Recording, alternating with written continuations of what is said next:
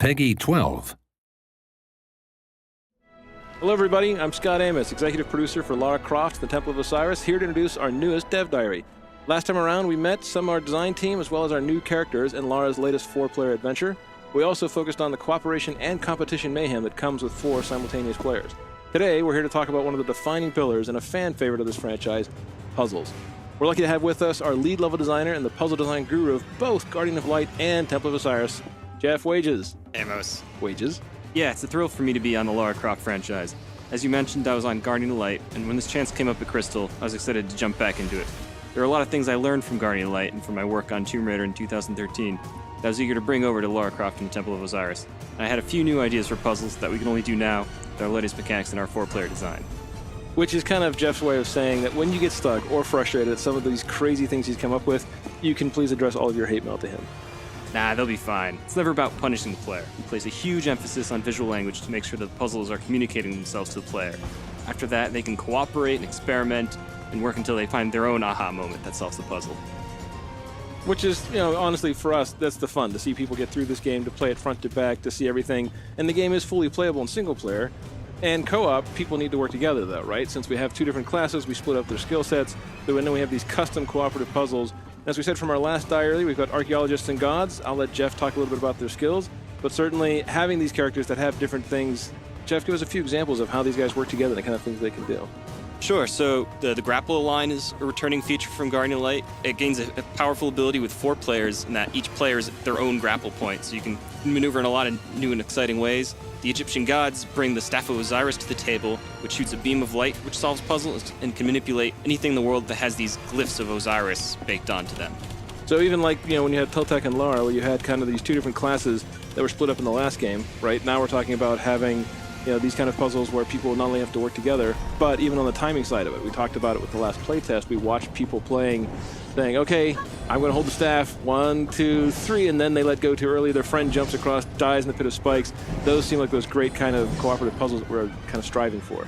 Exactly. It's one of the fun challenges of designing puzzles that can scale from 1 players to 4 players. We try to add new interactive elements as more players enter the game.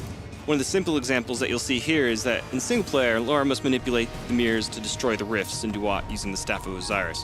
Whereas in co-op, one of the gods must use their staff to lower this platform while Lara manipulates the mirror, and then another one shoots the staff to destroy the rifts. And it's just one example without giving too much away. And I know we have one particular snake boss called Apep that you'd put together, so you want to tell us a little bit about that guy? So yeah, this is Apep. He had rather humble beginnings. It was me, the designer, who first modeled and animated him and threw him into the game. And the first prototypes had these weak spots on his back that only the Staff of Osiris could affect. And then even after single player, I remember we'd actually done it once where you had bunches of mirrors around the level, and then for multiplayer you started upgrading that a little differently. So we had this rough version that works with 1 player, and then we had to, how do we make it scale up for 2 players, 3 players, 4 players? How do we balance the puzzle elements with the combat? It's really taking these really bare-bone ideas and iterating through them with the rest of the team to bring it to its full fruition. It's important with these types of action puzzles and bosses that the player should know immediately what they need to do, and the real challenge comes from executing and working together to get that done. And that's where all the fun and hilarity ensues. Having a hand and a voice in everything that we build, we can make pretty extensive changes in a short time, kind of like the Oracle's Chamber area. Sure. We do a bunch of internal and external playtesting. This is one area where we really felt the need to inject a new flavor, a new theme into the game. So here's where we highlighted one of the elemental effects that hadn't gotten a lot of attention yet from us, which is poison.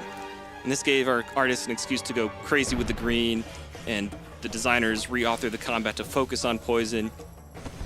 We took one of our highest rated challenge tombs from later in the game and gave it a poison flavor and installed it here as a puzzle gateway to the Oracle.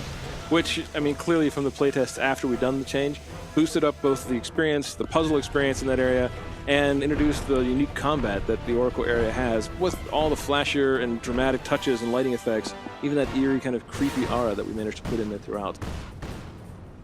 So everyone, we hope you enjoyed another sneak peek into some of the new puzzle elements coming in Lara Croft, Temple of Osiris. Thank you, Wages, for walking us through what it takes to build some of these crazy puzzles. We're super excited to put the finishing touches on Lara Croft and the Temple of Osiris. You can all play it on December 9th, 2014 on Xbox One, PS4, and PC. See you all online.